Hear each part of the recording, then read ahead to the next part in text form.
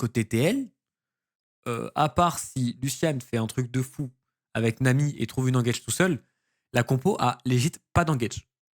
C'est quoi le pire truc à faire dans leur composition? C'est courir dans Talia et dans Nami. C'est genre le pire truc à faire. Mais si eux viennent sur toi, que c'est Nocturne qui t'ulti qui a 0 follow-up, c'est quand même pas terrible. C'est quand même pas terrible. Tu ne dois juste pas courir dans leur draft. Ce qui est assez simple pour casser. Et tout ce qu'ils ont à faire, c'est qu'il ne se passe rien. Là, sur cette mid-wave, après, moi je pense qu'ils se font. Je pense que dans la com, doit y avoir un truc où ils savent pas où est Talia. Donc ils ont un doute déjà. Ils savent pas où est Talia, ils ont pas la vision. Et au bot, il perd beaucoup de wave, Vladi. Donc Vladi doit se dire, faut que je crée un play maintenant, parce que sinon je passerai en retard. Donc ça, limite, c'est peut-être ça qui se passe dans la com. Difficile de savoir à 100%, mais c'est peut-être ça. Le truc, c'est que là, cassé dans une zone où ils ont 0 vision, parce qu'il y a quand même une putain de pink ward ici pour TL, ils ont toute l'information là, il y a Nocturne qui est juste à côté, tu ne peux pas courir tout droit sur la draft adverse comme ça, contre Talia et contre Nami, et en plus Nocturne qui va éteindre la lumière, tu ne peux pas faire ça. Et surtout, tu n'as pas besoin de faire ça, tu as besoin de les voir. Si tu les vois, c'est déjà très bien, parce que du coup, tu sais qu'ils ne font pas le dragon. Parce que là, Cassé peut aussi parier sur le fait que TL est en train de faire pressure et qu'ils font le dragon à 2, et je le comprends. En termes d'infos. Ça s'entend, il n'y a pas de problème. Donc tout ce que tu as besoin de faire, c'est de les forcer à se montrer. Donc pour les forcer à se montrer, ok, tu as le droit de tenter ça. Tu as le droit, là, il n'y a pas de problème. Par contre, le moment où tu vois qu'il y a Appa ici, et le moment où tu vois que lui, il a ulti, ok, là, c'est terminé le play. Là, c'est juste push mid-wave. Vous avez pris un flip avec l'espoir qu'il n'y avait pas Appa, qu'il n'y avait pas Umti, et pour faire ça, qu'ils vont prendre de l'information. Mais là, le play, il est terminé. Jamais de la vie. Là, tu vas push mid, et après, tu rotates vers la top lane. Peut-être que tu dives le cas santé, tu sais pas. Peut-être que tu prends au moins un camp. Mais tu fais ça, et tu vas laisser ce dragon. Et c'est pas grave, t'en as déjà un, en plus, c'est pas mandatory. Mais jamais de la vie, tu fais ça. Alors que, même si Yon est poke sur le côté, ok, super. T'as Talia full life, t'as Nami full life avec l'ultimate up. Jamais de la vie, tu chases. Et ça, faire ça, c'est pas une question de jet lag ou quoi, c'est une question de grosse erreur, tu vois. C'est un truc que si tu fais ça comme esthétique, tu vas perdre. Enfin, t'as pas le droit de faire ça, tu vois. T'as vraiment pas le droit. Ce jump-in là, déjà, ça, c'est illégal. Qu'il soit aussi avancé, pour moi, c'est illégal. Eux, c'est trop difficile de follow-up parce qu'ils sont sous ulti nocturne. Ils sont en train de continuer de commit dans la vision adverse. C'est illégal. Ils vont super deep ils peuvent même pas taper en plus. Alors que t'as pas du tout envie de ça. Tu es en train de donner le fight, tu donnes le fight parfait à Tel. Sur ce timing-là, il n'y a pas d'écart au gold, il y a un dragon à 0, il y a Lochnar qui a déjà 27 CS d'avance, qui prend des plaques, etc., qui a déjà une trinité qui est en train de cuire le cas santé. Jamais de la vie tu fais ça. Et là, du coup, tu prends l'ultimate de Nami. Mais là, au passage, tu peux disengage encore. Hein. Lui, il peut air out. Hein. Vous pouvez reculer. Hein. Vous pouvez jouer avec vos carries, vous retournez sur le nocturne, on peut reculer. Hein. C'est possible. Hein. C'est possible de se tailler là. Hein. Et de tourner un peu sur lui et de au moins tranquille. Tu peux reculer. Mais alors, ce que tu ne peux pas faire, c'est continuer de go in. Et d'aller encore plus loin dans le Lucian qui te tabasse et la Talia qu'on voit pas, parce que la tâche de merde, là, on voit rien du tout là, et c'est pas en mode teamfight, mais là, il y a Talia là. Donc tu vas aller ici, dans un choke à la con, contre Lucian et contre Talia, et en plus, t'as un R de Nami qui est parti. Non mais frérot. Après là je le fais évidemment ça va super vite dans la vraie vie, c'est n'importe qui peut faire ce genre d'erreur, G2 et tout les font aussi, je suis pas en train de dire que Cassé est une équipe nulle à chier, je suis en train de dire que ce call là est nul à chier et ce call là bah à part le coach qui te met une tatane après qui te dit bah qu'est-ce que vous faites les gars, tu peux pas dire que c'est draft gap, tu peux pas dire que c'est prep gap, tu peux pas dire que c'est tout ça, c'est juste bah on est moins bon. Frère ils font quoi genre on est où là, ça a re-jump in. Et Talia, c'est du pain béni. Hein. Même Kalis jump in, et les frères ont pété un plomb. Moi, je pense qu'ils ont pété un plomb parce qu'ils savaient qu'il n'y avait pas de flash en face. Donc, ils sont en mode, il n'y a pas de flash, c'est notre timing. Du coup, ils voulaient forcer parce que là, il y a tous les summoners de up. Donc je pense que Calis se sent très fort. Et même tout casser se sent très fort. Et donc se dit c'est un bon timing pour nous. Mais abusé, tu peux pas le faire n'importe comment. Et ça donne la game. C'est ça qui donne la game. C'est même pas TL qui a particulièrement bien joué un truc. C'est Cassé qui fait de la merde. Et là, bah oui, là, en plus, tu perds le flash, tu perds tout, tu perds le dragon, tu perds un tempo sur la game, tu perds absolument tout. Et c'est trop triste parce que regardez au top ce qui est en train de se passer.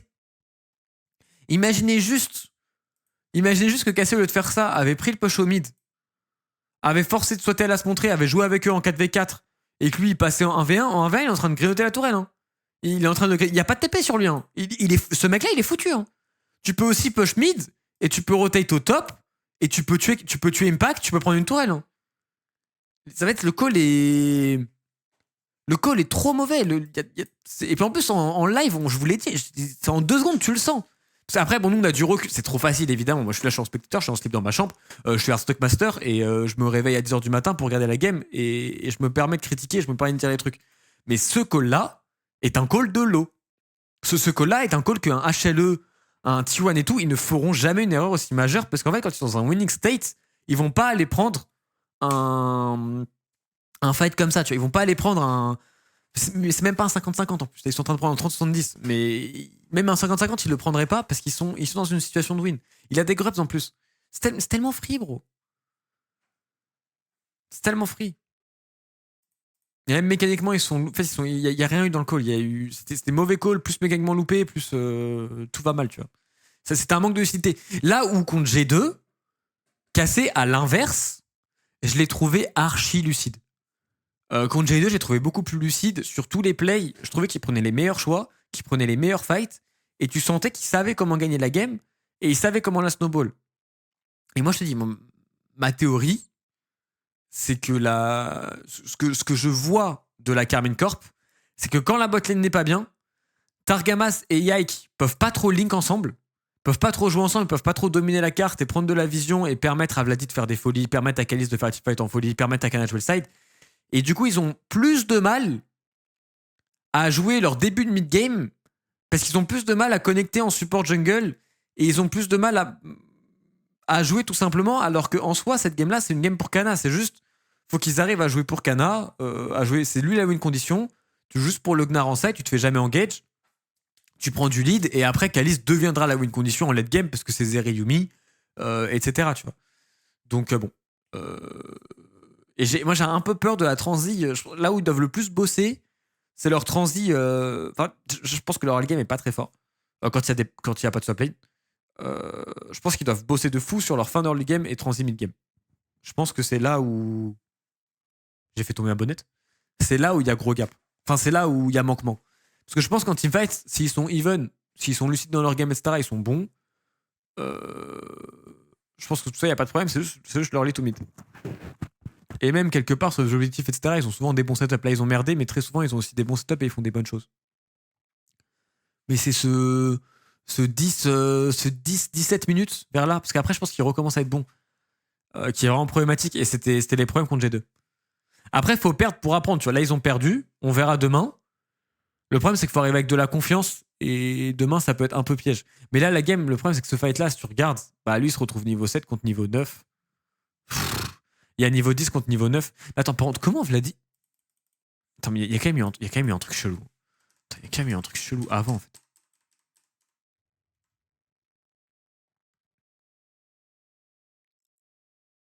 C'est Vladi qui est chelou. Ah ouais, mais ça. Ah, il a pas de TP. Oh, alors swap, il pue. Ah, mais là, je suis désolé, je vais un peu vous expliquer. Enfin, je vais un peu flame. Et c'est là où, en fait, pour que vous compreniez à quel point on n'est pas au même niveau que les esthétiques et pourquoi, en fait, les games, on a l'impression en Europe et tout qu'on n'est pas si mauvais de ça, mais en fait, sur des détails, on est vraiment nul. On est vraiment nul. Et là, par exemple, sur ce détail-là, ce qui doit se passer à 100% sur la carte maintenant, c'est que Cassé doit comprendre. Est-ce qu'ils ont de l'info pour le comprendre? Je vais voir s'ils ont vraiment zéro info, c'est peut-être dur à comprendre. Ah si, ils doivent le comprendre, ils doivent le savoir. Parce que... ils doivent savoir, ils doivent savoir. Là, ils voient... Ouais, je vais être obligé de faire. Ils voient Nocturne, ici. Donc, KC sait que Nocturne est là. Ils savent donc que ces grubs ici sont probablement free. Surtout que Larry va avoir le push sur la prochaine wave. Donc, tu vas avoir le push top. Tu es en mid lane présent avant. Donc, tu as les 2 waves qui vont push. Donc, tu vas avoir des grubs qui vont être gratos. Okay, et comme tu as la vision sur Nocturne, normalement, le Nocturne, ils vont le voir partir sur les golems. Donc, c'est sûr que les mecs en face ne sont pas en train de contester les grubs. Et tu as l'information sur Impact. Donc, tu vois... Arrête de bugger, s'il te plaît. Tu vois quasiment tout le monde. Tu as l'information sur tout le monde sauf sur la bot lane. Et là, tu vas les voir. Donc là, à ce moment-là précis, Kassa a l'information sur 4 joueurs. Ils ont juste pas l'info sur Talia. La mid lane est push. Kalista la prio. La Harry a push au top. Sur ce timing-là, il y a très exactement 1% de chance que Talia débarque ici et essaye de se battre sur les grubs et que genre Nami et Lucienne de manière random essayent de fight les grubs. Là, sur ce timing-là, tu sais déjà, normalement, que soit la Talia va arriver ici récupérer la wave, soit elle va trade sa wave pour aller bot lane, pour aller contre le Gnar, parce qu'il y a Cassandra qui vient de prendre un mauvais trade. Et la meilleure solution, c'est d'aller bot lane, et la solution de Talia, c'est la bonne. Et là, Vladi, il doit press B. Et ne pas press back maintenant, c'est... Au niveau international, c'est une énorme erreur. Et peut-être que aussi, c'est pas forcément que lui, hein, mais il faut lui call ça. Faut en parler de ça. Mais là, Vladi qui ne presse pas B maintenant, parce que si Vladi presse back maintenant, il repart au bot en courant, le Gnar repart au top, ils ont une tempo de zinzin, ils peuvent jouer le dragon s'ils veulent, tout est beau, tout est bien. Il pourrait aussi, c'est vrai qu'il pourrait aussi jouer là. C'est pas faux. Parce qu'il y a quand même une grosse faiblesse, t'as raison. Mais c'est pour ça qu'ils ont plutôt une bonne state. Là, sur ce timing-là, c'est un bon state. Parce qu'il pourrait aussi jouer là, Vladi. Si Talia se monte pas et si Talia se monte bot, il pourrait jouer là. Le problème, c'est qu'il y a TP de impact. Du coup, c'est pas ouf. Tu vois, jouer au top, il va juste forcer la TP d'impact. Pour lui, c'est pas insane. Parce qu'il y a quand même un problème, c'est que Vladi a pas de TP. Donc Vladi ne peut pas, comme il a pas de TP, il peut pas trop se permettre de taper la tourelle. Et du coup, j'aime bien le choix. Par contre, comme il n'a pas de TP, tu n'as pas le droit de baiser ta tempo comme ça. Tu n'as pas le droit de rester là et de te balader. Tu n'as pas le droit. Tu dois de suite back et de suite aller bot parce que tu dois savoir que Talia va y être. Et même si Talia y est pas, c'est bien que toi t'y ailles. De toute façon. De toute façon, c'est bien que tu bases et que tu reopen. Même si t'as pas d'item, on s'en fout. Mais surtout, tu te balades pas. Après, est-ce qu'il a vraiment 0 item? Est-ce qu'il sort de la base? Ah, il a pris 2 waves, quoi. Ah, il a peut-être vraiment 0 pétard, quoi. Du coup, il a pas envie de base pour juste des bots. Et il a envie de faire un fight, mais il y a rien top. Parce que là, il y a TP. Il aide pour taper des grubs. Il back toujours pas. Et du coup, il se retrouve autour du mid pour une prio. Mais tu sais, c'est un peu chelou, tu vois. Là, c'est un peu chelou, là. Il est autour du mid pour une prio, pour essayer de se battre et tout. Mais du coup, il perd de l'XP, en fait. La Talia est en train de se gaver. Elle passe niveau 10. Elle va envoyer une wave sous tourelle. Et là, cette wave-là, du coup, elle est déjà perdue. Et en plus, il va devoir se taper le face check bot side de tout. Parce qu'il sait pas ce qu'il y a bot. Il sait pas où est le Nocturne et tout. Le Nocturne, il pourrait être par là, tu vois. Ah, c'est juste des grosses erreurs.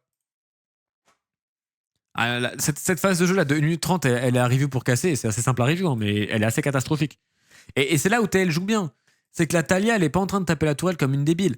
Elle est de suite dans la jungle ici, déjà pour faire peur à Vladi, pour l'empêcher de passer. Aussi pour jouer au mid s'il faut, il va arriver très très vite.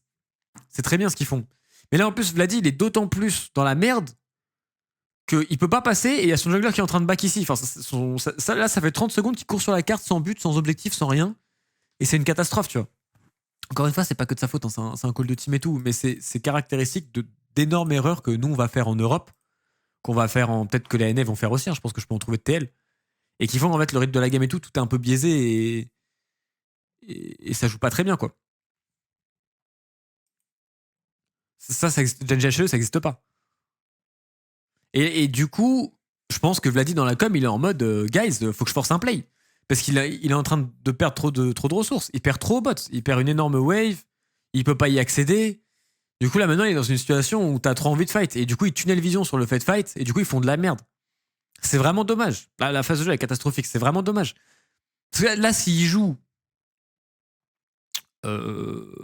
à leur niveau. C'est même pas. Je pense même pas que ce soit international. Si là, ils jouent à leur niveau, qui sont clairvoyants et qui sont genre lucides dans la game, je pense qu'ils font pas ces erreurs. C'est même pas une question de jouer au niveau de Genji ou d'HLE, c'est même pas ça qu'on demande. Mais s'ils sont au niveau de casser en finale, ou au niveau de casser quand ils sont confiants et quand ils sont lucides dans la game, ils prennent des meilleurs choix que ça. Et moi, ça, je pense vraiment que ça vient du fait que Targamas et Yike ont du mal à connecter dans les games un petit peu où c'est un peu plus dur comme. Enfin, je sais pas, il y a un truc qui connecte pas très très bien dans leur fin d'early game. Et du coup, ils sont pas lucides. Et donc, dans la com ou dans les plays, etc., il y a des problèmes. Et après ce qui en découle, c'est une catastrophe. Genre, ça par contre, autant le non-base de Vladi et tout machin, c'est des erreurs que tu peux comprendre, Rookie, etc., tu peux comprendre. Autant ce fight-là, ce fight-là, il est vraiment horrible. Ce fight-là, le mec le fait en LFL, je l'insulte, quoi. Ce fight-là, il est vraiment, vraiment mauvais. Mais en fait, c'est une suite de mauvaises décisions qui les a poussés à en faire une encore plus mauvaise. Et du coup, ils ont. En plus, c'est triste, c'est même pas TL qui a gagné la game, c'est Cassé qui l'a juste lancé. C'est ça qui est triste. Alors qu'ils avaient un state. Et c'est pour ça que je disais en cast, et ça me fait plaisir de le revoir en replay. Parce que c'était le moment, je crois, en cast où je disais. Je crois qu'on en était là. Et j'étais en mode, c'est bon, la game est gagnée par Cassé. Et je pense qu'ils avaient vraiment un winning state de baiser. Et je pense qu'ils avaient un winning state de baiser.